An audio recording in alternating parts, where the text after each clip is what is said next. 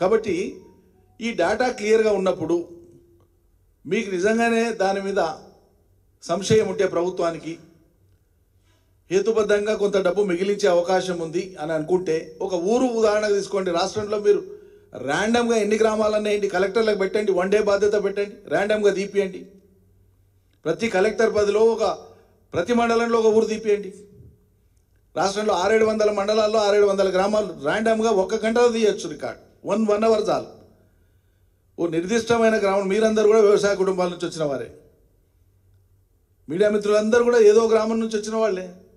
మీ ఊర్లో ఉన్న రైతుల పట్టదారు పాస్ పుస్తకాలు ఎన్ని, ఈ ఊర్లో ఎంతమంది రైతులకు రైతు బంధు వచ్చింది, ఇందులో వ్యవసాయం చేయని రైతు అంటే గుట్ట ఉంది ఈయనకు లేదా ఈయన అనర్హుడు అయి వచ్చింది అనేది లెక్క తీస్తే గంటల సేపట్లో రాదానండి.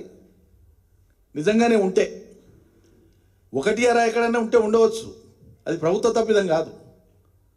1 నిజంగానే ఆయన ఉంటే దాన్ని సవరించవచ్చు, ఎప్పుడైనా సవరించవచ్చు. అట్లా ఉంటే ఇంత వెసులుబాటు పెట్టుకొని ఈ ఆధునిక యుగంలో సీజన్కు రైతుకు రైతు బంధు ఎగ్గొట్టేడు దానికి ఏదో ఒక కారణం చెప్పి ఏదో ఒక మిష చెప్పి దీన్ని పొడిగించి రైతు బంధుకు అవసరమైనటువంటి మొత్తం డబ్బుల్ని కూడా రుణమాఫీ వైపు పెట్టుకొని కొంత రుణమాఫీ ఇచ్చి మేము అమలు చేసినామని చెప్పుకునే గొప్పల కోసం చేసేటువంటి కుట్ర ఇదంతా. అంటే ఓ దిక్కు రైతుల గొంతు కోసుకుంటా ఇంకో దిక్కు తడిగుడ్డ వేసేటువంటి ప్రయత్నం చేయడం ఇది, అంతే కదా. ఇంకో మాట నేను లేవనెత్తున్నా, గుట్టలు గట్లకు ఇచ్చిన అనేటువంటి మాట అర్ధరహితం అనేటువంటిది. నేను మళ్ళీ చెప్తున్నా, రీటరేట్ చేస్తున్నా, పునరుద్ఘాటిస్తున్నా. ఎక్కడైనా 1 చోట్ల జరిగితే అది సవరించుకోదగినటువంటి పొరపాట్లవి ప్రభుత్వంలో, ఏ ప్రభుత్వమైనా.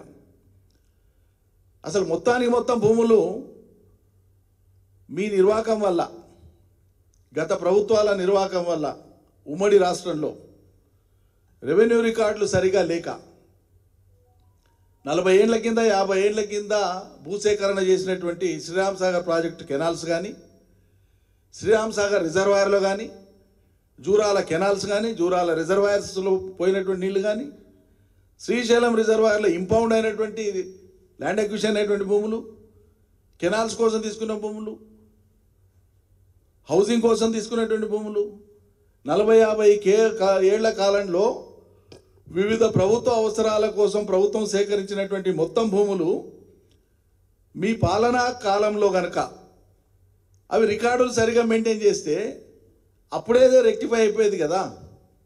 అందుకోసమే రైతు బంధు ఈ పథకాన్ని అమలు చేసే కంటే ముందు 9-10 మాసాలు కసరత్తు చేసి భూ రికార్డుల శుద్ధీకరణ చేసింది కేసీఆర్ సర్కార్. ఎంత జిమ్మేదారితో చేసినాం మేము. LRUP ప్రోగ్రాం తీసుకొని వచ్చి ప్రభుత్వానికే సంబంధించినటువంటి భూములు ప్రభుత్వం పేరు మీద ఎక్కకుండా ఏమేమి ఉన్నాయో కలెక్టర్లకు బాధ్యత పెట్టి మొత్తం ఓల్డ్ రికార్డ్స్ మొత్తాన్ని వెరిఫై చేయించి మొత్తం అప్డేట్ చేయించినాం. దాన్నే ల్యాండ్ రికార్డ్స్ అప్డేటింగ్ ప్రోగ్రామ్ అంటాం, LRUP. ఆ LRUP వచ్చినాక భూ రికార్డుల శుద్ధీకరణ జరిగినాక కొత్త పాస్బుక్లు ఇచ్చి ఫస్ట్ టైం అప్పుడు మనం రైతు బంధుని ఇచ్చినాం. 2018 ఎన్నికల కంటే ముందు చెక్కుల ద్వారా ఇచ్చినాం.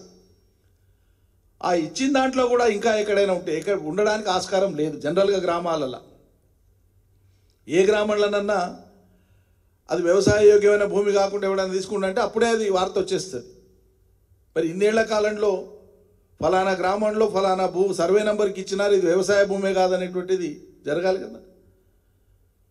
1,52,00,000 ఎకరాలు, 68-69 లక్షల మంది రైతులకు సంబంధించినటువంటి దాంట్లో రాష్ట్రంలో 5, 10, 20, 30 ఎక్కడన్నా సంఘటనలు ఉంటే అవి సరిదిద్దుకోదగినటువంటివి. ప్రభుత్వ యంత్రాంగ మిషనరీ ఎప్పుడైనా సరే అనుకోకుండా జరుగుతూ పోయేటువంటి చిన్న పొరపాట్లు ఏమంటే సరిదిద్దుకుంటారు. అవి సరిదిద్దుకోవాలి ఎవరైనా కూడా, ఏ ప్రభుత్వం అయినా. అటువంటివి ఏమైనా ఉంటే అది వదిలిపెట్టి దీనికోసం రంధ్రాన్వేషణ పేరుతో క్యాబినెట్ సబ్ కమిటీ వేస్తాం, ఇది చర్చ చేస్తుంది, సమాచారం తీసుకుంటుంది. మీరు ఏం చేసినా రికార్డు చూడాలి కదా. మళ్ళీ ఆ రికార్డు ఆల్రెడీ ఉంది కదా ప్రభుత్వంతో. రెవెన్యూ రికార్డ్ అంతా ఉంది, అగ్రికల్చర్ డిపార్ట్మెంట్తో ఉంది. రెవెన్యూ అండ్ అగ్రికల్చర్ డిపార్ట్మెంట్ సమన్వయంతో మొత్తం డేటాను 1-2 days మ్యాక్సిమం 1 weekలో మీరు కంపైల్ చేసుకోవచ్చు.